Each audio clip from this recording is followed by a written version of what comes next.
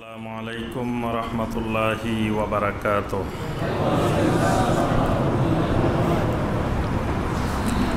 বর্তমানে আমাদের দেশের মুসলিম ভাইয়েরা বোনেরা কি নিয়ে বেশি ব্যস্ত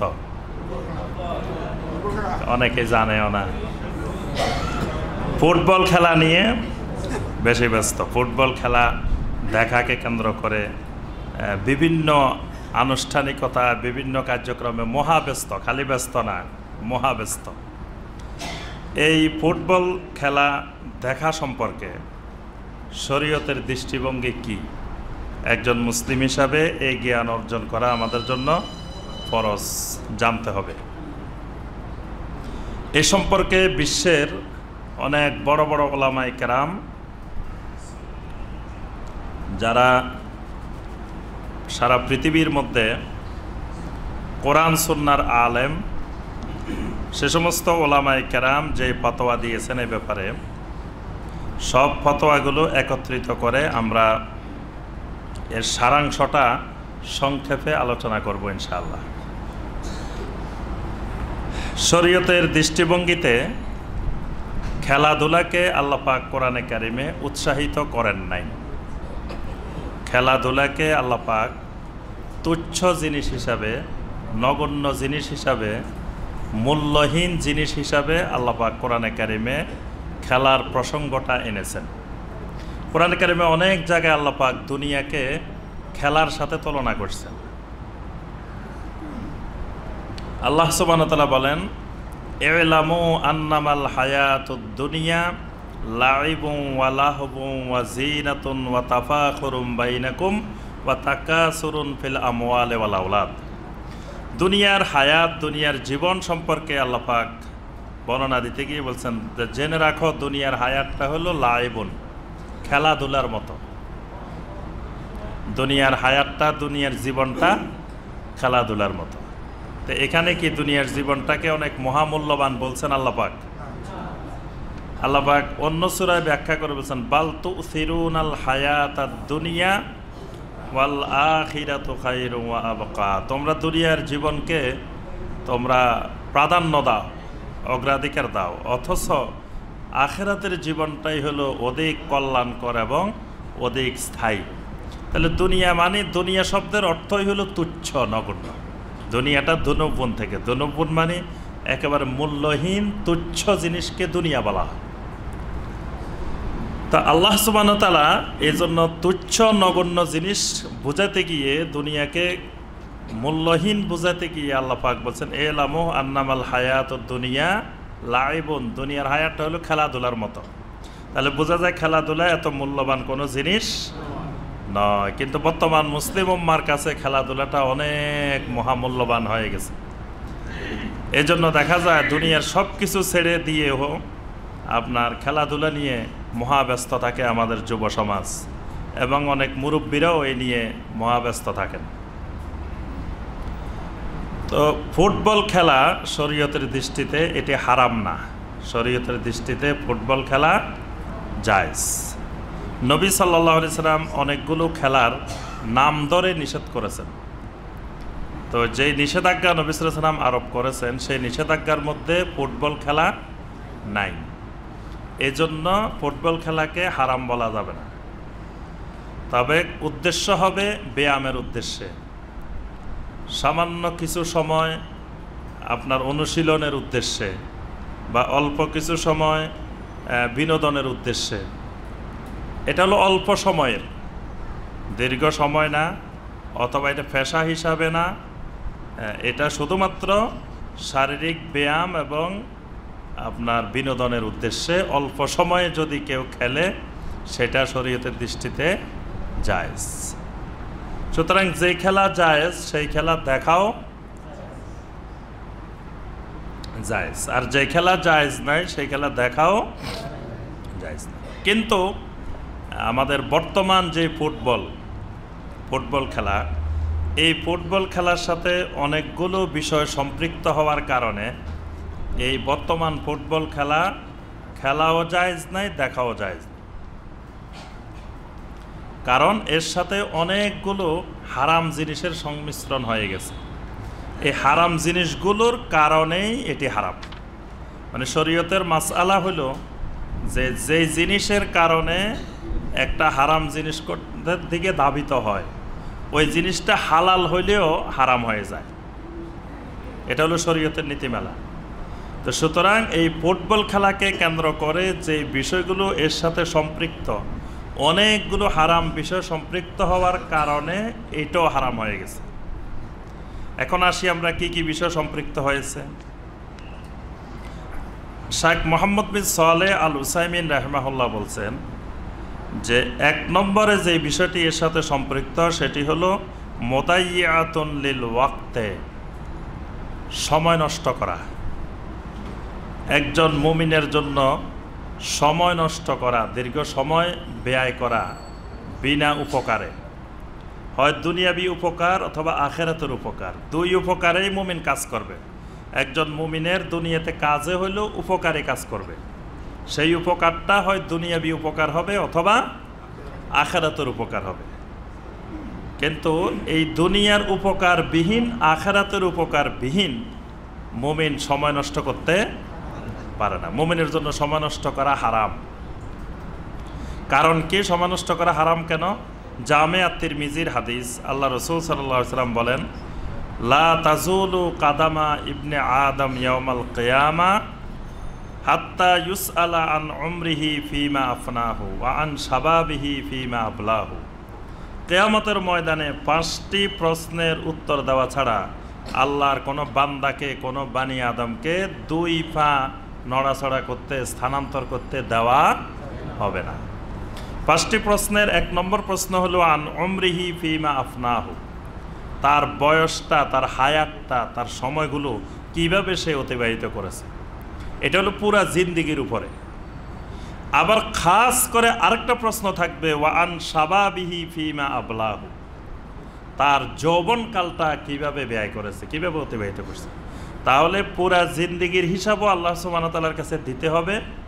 আবার বিশেষ করে যৌবনকালের প্রতিটা মিনিট, প্রতিটা সেকেন্ডেরও হিসাব দিতে হবে।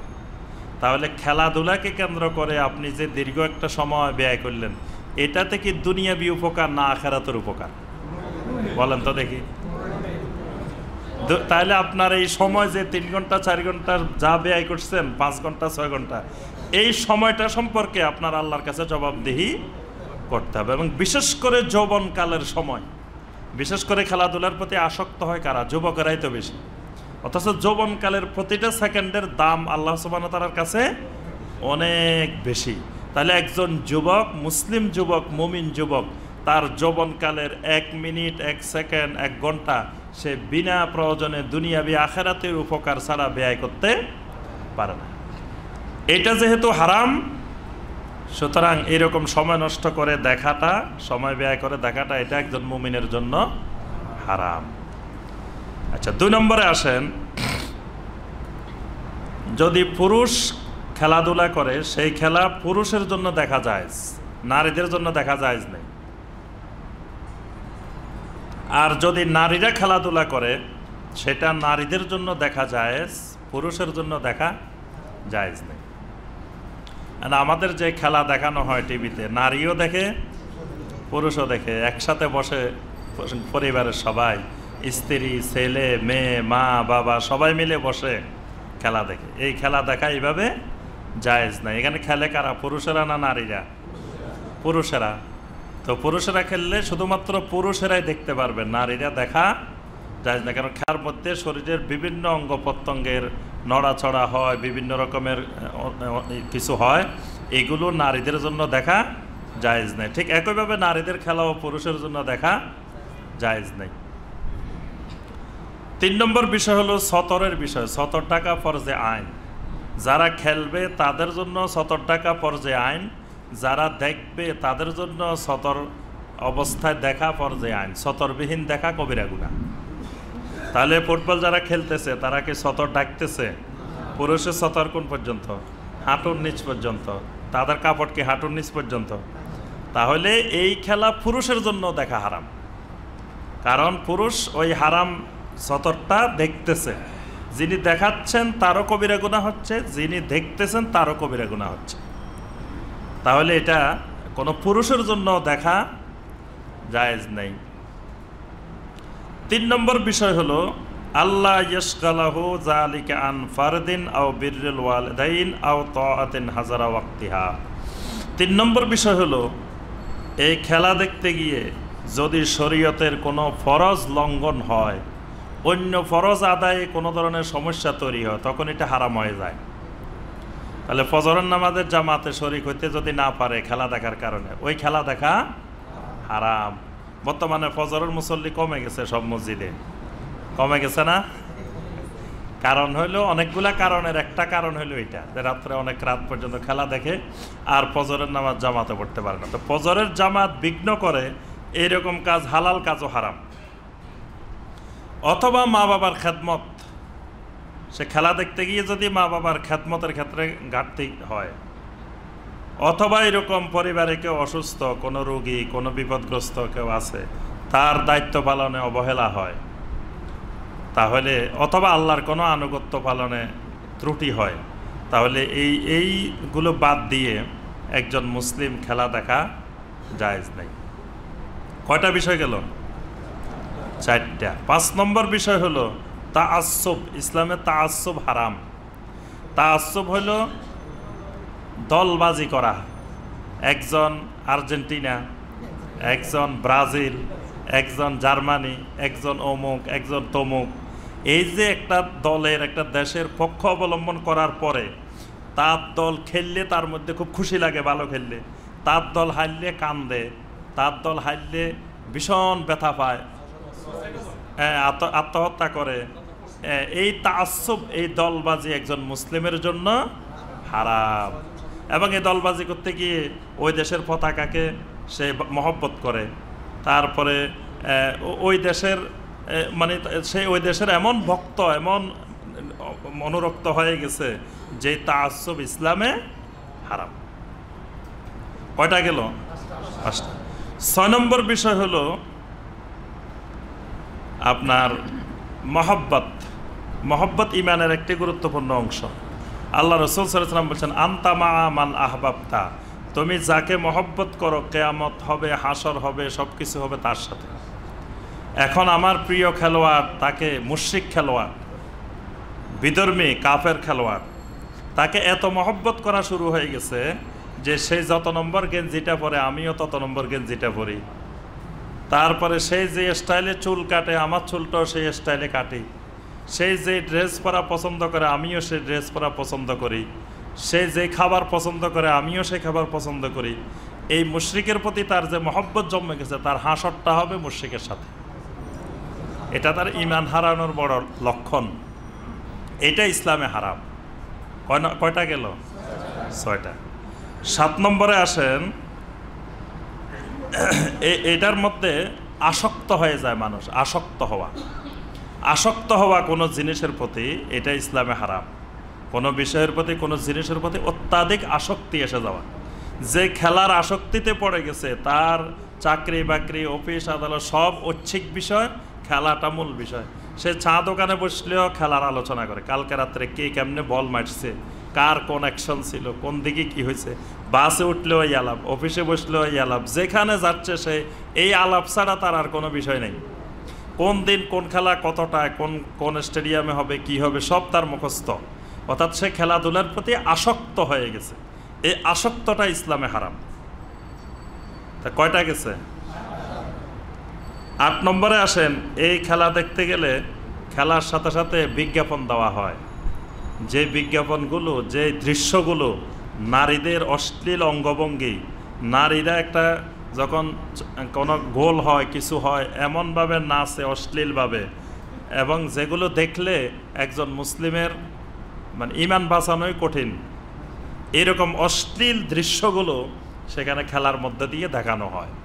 এটাতে অনেক উদ্দেশ্য নিহিত থাকে, মানুষদেরকে অশ্লীলতার দিকে ধাবিত করার জন্য।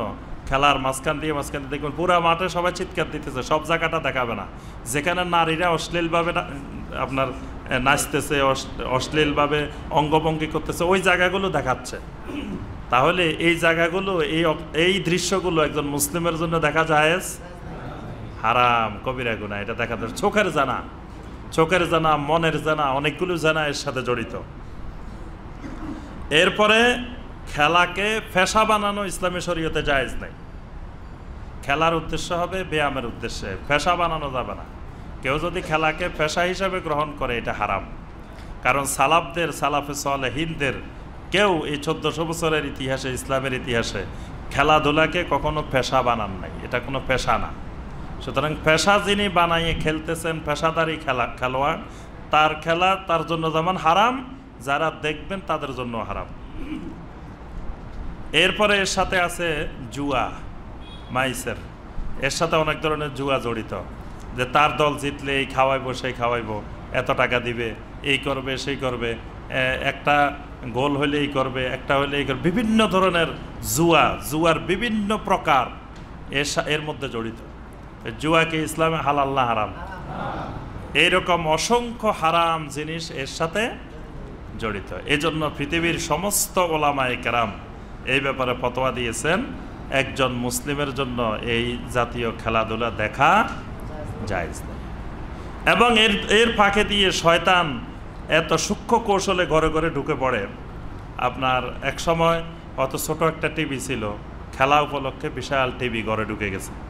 কারো ঘরে এক সময় টিভি ছিল না, খেলা উপলক্ষে, খেলাকে কেন্দ্র করে কিন্তু বিশাল বিশাল টিভি ঢুকে গেছে। এই টিভি ঢুকা মানে খালি এক খেলার জন্য ঢুকে নাই, এর সাথে যে আরও কত উপকরণ ঢুকে গেছে। দুনিয়ার যত শয়তানি ইবলিসি যা আছে সব ঢুকে গেছে।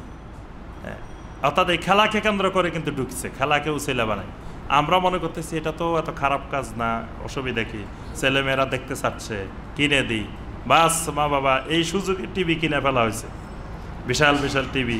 বাস এরপরে খেলা তো কদিন পরে শেষ হয়ে যাবে, তার সাথে সাথে আবার অন্যান্য কার্যক্রম ওই ঘরে চলতে থাকে। এগুলো হলো শয়তানের খুতওয়াত, শয়তানের এক একটা কৌশল, এক একটা পদক্ষেপ। এজন্য আমার সম্মানিত ভাই এবং বোনেরা, একজন মুমিন হিসাবে আমাদেরকে এই বিষয়গুলো থেকে দূরে থাকা দরকার। এই জাতীয় খেলাধুলা দেখার থেকে দূরে থেকে ঈমানকে, আমলকে হেফাজত করা জরুরি। আল্লাহ পাক আমাদের সবাইকে তৌফিক দান করুন। আমিন ইয়া রাব্বাল আলামিন।